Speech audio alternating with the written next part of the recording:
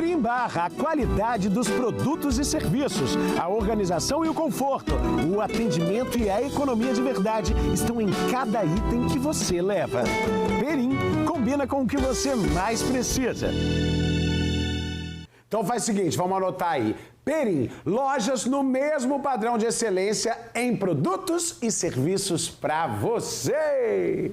Eita, gente, olha só, o Balanço Geral de hoje fica por aqui. Muito obrigado pela sua companhia, sua audiência, seu respeito. Volto amanhã, 10 para meio-dia. Você fica agora com a minha irmã em ótima companhia, Robertinha Salgueira. E hoje tem a Juma, hein? Arrasou, Michelito. E vocês de casa, vem cá, chega mais pertinho, bora seguir com o Fala Espírito Santo. E olha só, minha gente, acontece hoje no Fórum de Vitória o julgamento dos 2 capixabas acusados de estrangular e matar uma mineira lá nos Estados Unidos. A gente vai ao vivo agora com o Lucas Mello, que vai trazer mais detalhes desse caso pra gente, não é isso, Lucas? Boa tarde.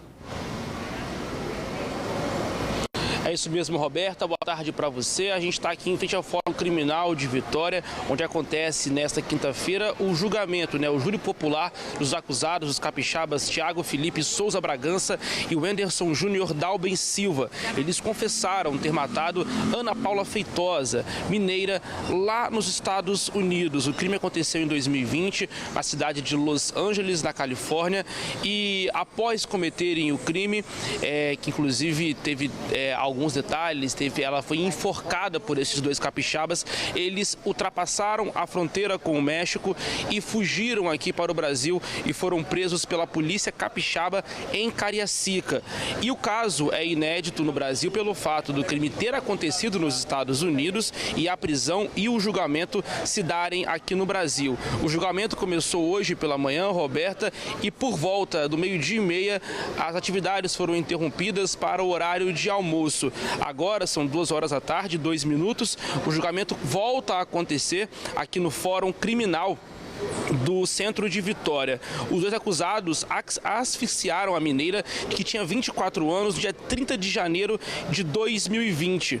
Na época, o caso começou a ser investigado pela polícia de Los Angeles e que apontou que os 2 mataram a jovem estrangulada com um fio de energia e depois enrolaram o corpo dela em uma caminhonete e colocaram no porta-malas de um carro. Em seguida, houve uma cooperação entre as polícias federal aqui do Brasil e a polícia dos Estados Unidos, que conseguiu chegar até a localização dos 2 criminosos no Espírito Santo. O que aconteceu? Eles vieram para cá e um dos acusados entrou em contato com alguns vizinhos e começou a relatar que tinha cometido esse crime. Depois ele chegou a ficar junto com o outro acusado na casa da mãe dele. E a mãe dele então descobriu que ele tinha cometido esse crime. Ela inclusive entrou em contato, a gente entrevistou a mãe de um dos acusados na época em que eles foram presos e ela contou que o filho já dava indícios de seguir a vida criminosa. Eles então foram presos e aí começaram as investigações. Mais cedo aqui no Fórum do centro de Vitória, a gente conversou com a mãe da Ana Paula. Ela, muito emocionada, contou que a filha, que era a única, faz muita falta e também falou das expectativas para esse julgamento e o pedido dela principal foi de justiça. A filha dela tinha 24 anos quando foi morta.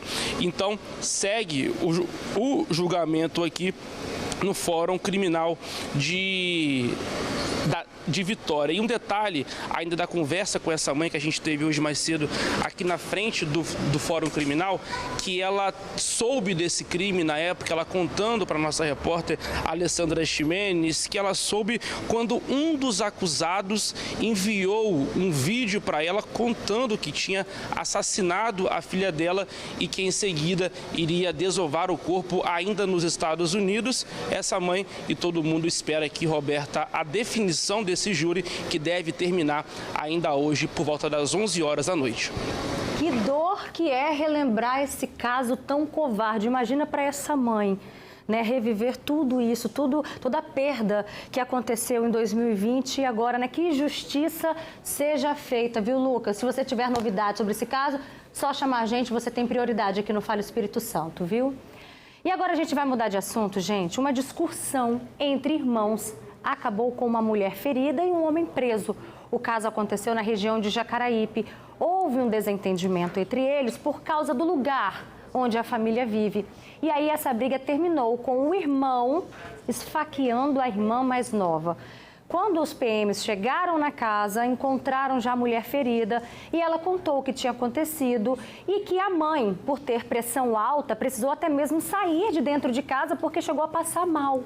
Segundo a Polícia Militar, mesmo com a chegada da viatura, esse homem continuava ameaçando a família de morte, inclusive a própria mãe. O homem também tem um histórico de uso de drogas. E a gente sempre fala que a família, né? Quando a gente pensa em família, a gente já pensa logo naquela cena bonita, família unida, que os irmãos devem se proteger. Mas tem casos que a única solução é o quê? É o afastamento, porque as brigas acabam colocando a vida, tanto de um quanto do outro, em risco. E em muitos casos é preciso até mesmo procurar a justiça. Então, vamos bater um papo sobre esse assunto? Vem cá, participa comigo. Aqui no nosso estúdio eu recebo o doutor, o advogado, doutor Rivelino Amaral e também a Daniela Sampaio, que é psicóloga. Obrigada mais uma vez pela participação de vocês. Boa tarde, viu? Boa tarde, obrigado pelo convite. Dani, briga de família. Agora a gente está falando daquelas brigas, conflitos, não. A gente está falando de brigas violentas. Isso é mais comum do que a gente imagina? Infelizmente existe assim, o que eu costumo dizer, culturalmente falando, a gente aprende que a gente precisa estar junto dessas pessoas, a gente precisa amar essas pessoas. Acontece que a gente precisa respeitar. Entretanto, o amor, ele é construído. A gente não tem que amar alguém. Esse amor, ele é construído. E aí as pessoas acabam ficando junto, mesmo entendendo que às vezes aquela relação não está saudável. Porque, como eu disse, culturalmente falando, não, mas é minha mãe, é minha irmã, eu sou obrigada a estar junto, eu não posso abandonar. E aí, enfim, isso tem acontecido cada vez mais também, porque as pessoas estão muito imediatistas, né? Então a gente pode ver também, por exemplo, o WhatsApp, a gente acelera, né? Tudo nosso é muito rápido, atualmente, né? A vida corrida, né? Tem ficado cada vez mais, e aí a gente quer tudo muito imediato. Então eu não sei mais resolver conflitos. As pessoas não sabem mais resolver os conflitos. Então se eu tenho um problema, eu preciso resolver ele agora. Se você não vai resolver, eu posso te agredir. Porque elas ficam tão nervosas, elas não sabem mais lidar com situações que eram do dia a dia, né, e que eram naturais, e que hoje parece que não estão mais. Então eu preciso resolver o meu problema agora. Você vai resolver ele para mim. Se você não resolver, eu posso te agredir. É a falta até mesmo de paciência, né? Já que a gente tem esse imediatismo, isso mostra que a gente não tem a ciência da paz, né?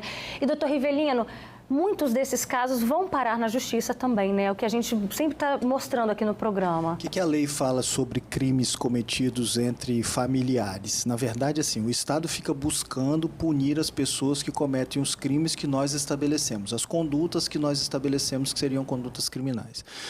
E o Estado, ele pune mais severamente quem atenta, por exemplo, contra a vida de um irmão, do pai, da mãe, do filho, que infelizmente acontece.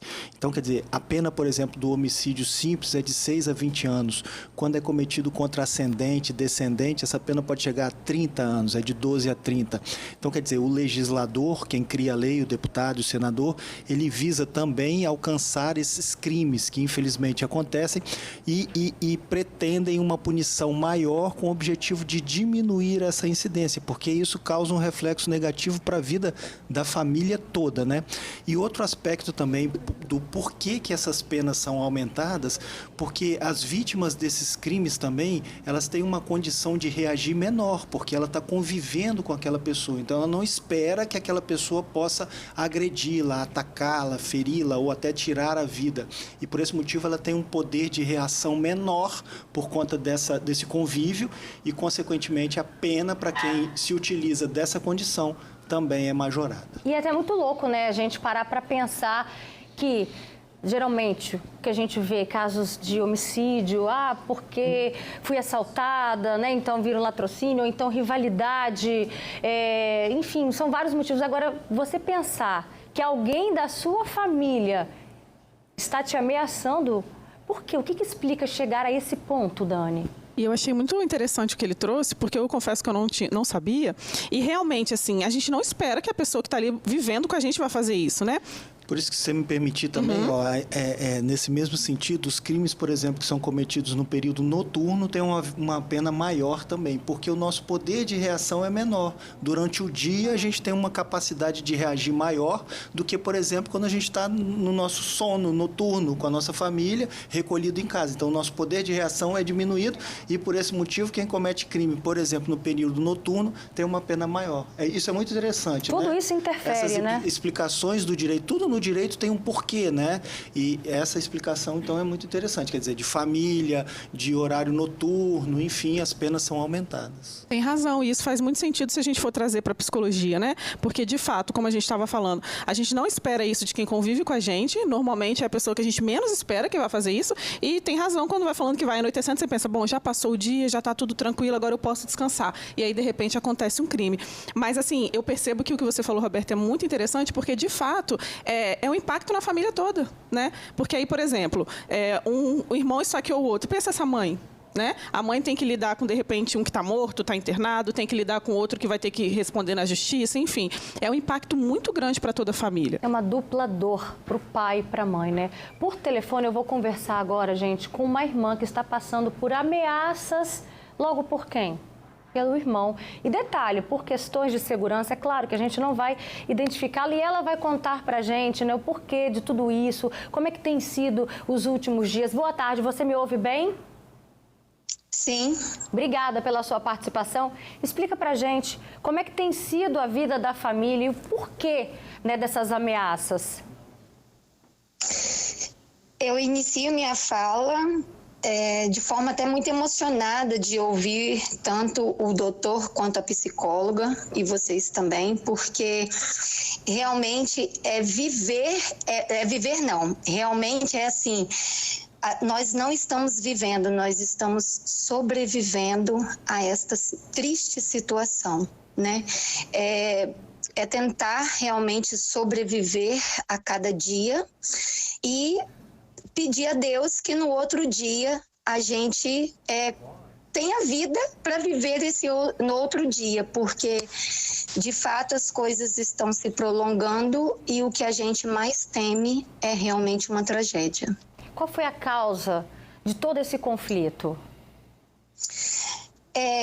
Inicialmente, ficamos sem entender o real motivo. No decorrer desses anos que já se estende, a gente percebe que a causa é a partilha de bens, né? Iniciou no óbito do meu pai, éramos uma família feliz, vivíamos em comunhão, em harmonia. É claro que entre irmãos há aquelas briguinhas bobas, mas logo era reparada.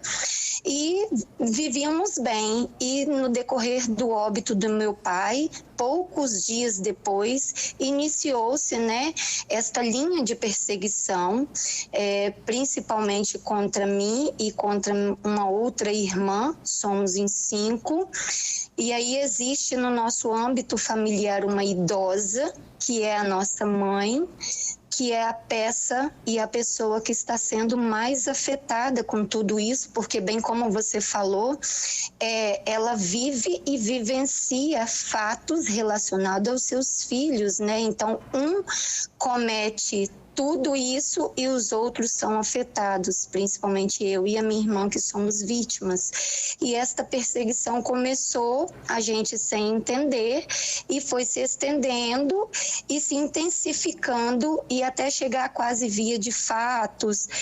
Já chegou ter fatos, né, que foi usado arma branca como cavadeira, como outros objetos também. Então, constantemente ameaças, são constrangimentos, exposição à vizinhança, muita vergonha, muita tristeza. Então, assim, e tudo isso a gente sabe que o objeto de tudo isso é a partilha de bens. O porquê a gente não consegue entender, porque não tem motivos nenhum, né, para a gente tá vivendo o que nós estamos vivendo. E antes do falecimento do seu pai, a relação não era assim? Não era assim, era uma relação harmônica entre irmãos. A gente vive no mesmo âmbito familiar, cada um com as suas edificações, cada um com as suas casas, porém muito porta a porta. Então tínhamos uma convivência muito boa, muito harmônica, de festas de finais de ano, de aniversário, né, comemorativas, Dia dos Pais, Dia das Mães.